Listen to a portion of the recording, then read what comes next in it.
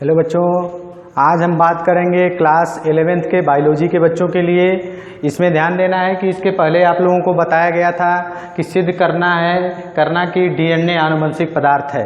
तो इसके पहले हम लोगों ने ग्रिफिथ के रूपांतरण प्रयोग के बारे में बात किया और जिसमें देखा गया कि किस तरीके से निमोनिया रोग जो है स्तनधारियों में या चूहों के अंदर जो है प्रविष्ट करता है और किस तरीके से वो पदार्थ जो है कन्वर्ट होता है और बदल करके जो है कि वो यस फॉर्म में चला जाता है। ठीक है, वायरुलेंट स्टेन एक होता है, वायरुलेंट स्टेन और नॉन वायरुलेंट स्टेन। ठीक है, तो किस तरीके से उसमें आपने देखा कि डीएनए जो है कि क्या है आरएनए में कन्वर्ट हो रहा है। डीएनए जो है एक दूसरे से किस तरीके से वायरुलेंट स्टेन यस जो है क्या है वो जो था स्टेन जो था वो निमोनिया रोग उत्पन्न कर देता था और जो है कि चूहे मर जाते थे। और यही जो वायरुलेंट स्टेन यस के अंदर जो उपस्थित डीएनए है वो किस तरीके से जो आर फॉर्म वाला स्ट्रेन था उसको जो है किस तरीके से यस में कन्वर्ट कर रहा था। ठीक है, तो इसके बारे में हमने जाना। ठीक है, अब यहाँ पर हम अध्ययन करेंगे हर्शे और चेज के प्रयोग के द्वारा कि डीएनए एक आनुवंशिक पदार्थ है। ठीक है, आप लोग जानते हैं, नाम सुना होगा जीवाणुभोजी या बैक्टीरियोफेज के बारे में।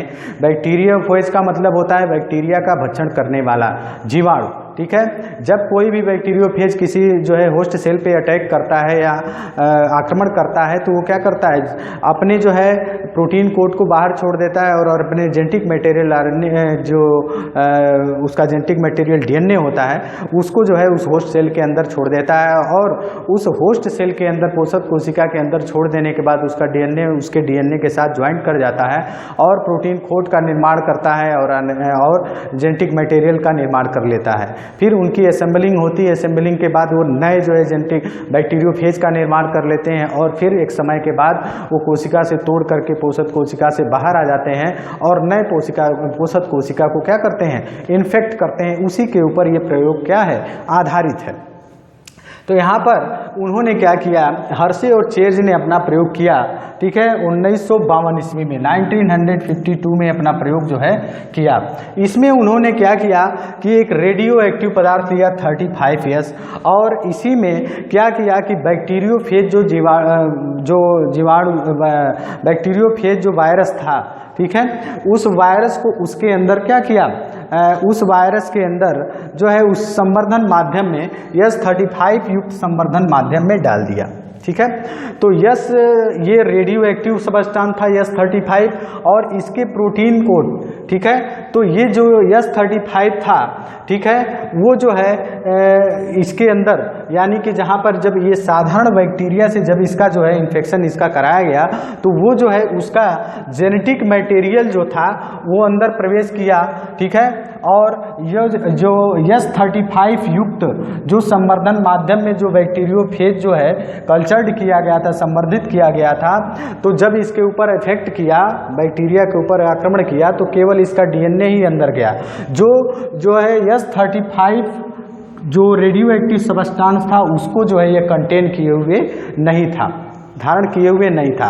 अब ये होता क्या है, क्यों नहीं S35 युक्त जो है कि ये संवर्धन है, ये जो रेडियो एक्टिव सब्सटेंस होता है इसके साथ जाता है, उसका एक रीजन था।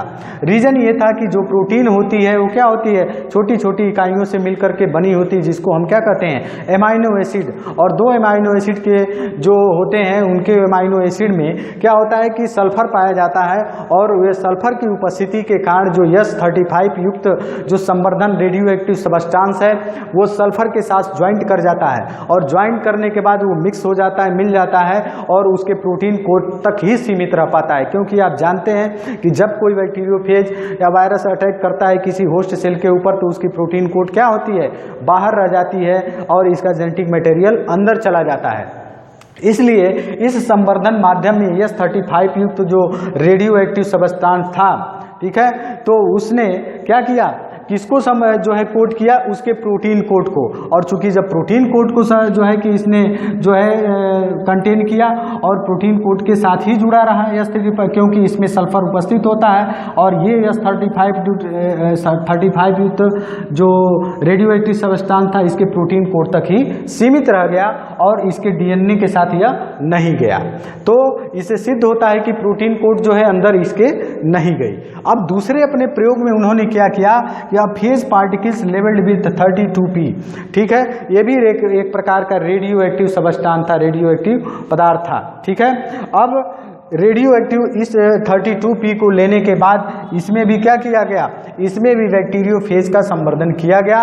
और चूंकि आप जानते हैं कि जो इसका जेनेटिक मटेरियल डीएनए होता है, तो डीएनए किससे मिलकर के बना होता है, शुगर, फास्फोरिक एसिड और नाइट्रोजिनस बेस, ठीक है, ये नाइट्रोजिनस बेस इन चीज़ों से मिलकर के बना होता है। तो यहाँ भी फास्फोरस है और इसके बाद यहाँ 32P जो रेडियो एक्टिव सब्सटेंस है इसमें भी फास्फोरस उपस्थित होता है। तो ये इसके साथ रेडियो एक्टिव सब्सटेंस 32P जो है इसके साथ क्या होता है, फास्फोरस के साथ बाइंड कर जाता है। और फिर जब इस रेडियो एक्टिव लेवल युक्त जो ये बैक्टीरियोफेज है, जब इसका इन्फेक्शन जो है बैक्टीरिया के ऊपर, साधारण बैक्टीरिया के ऊपर कराया जाता है, तो इसका जेनेटिक मटेरियल जो डीएनए होता है वो क्या होता है, ये इसके अंदर चला जाता है, ठीक है।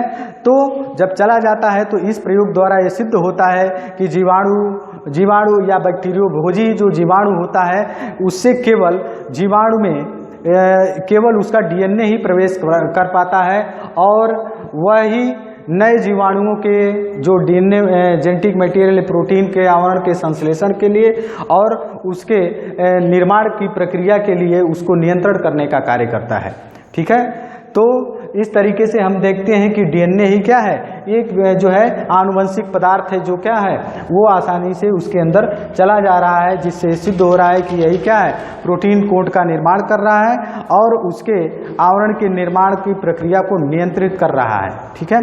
और यही क्या है, आनुवंशिक पदार्थ है, ठीक है।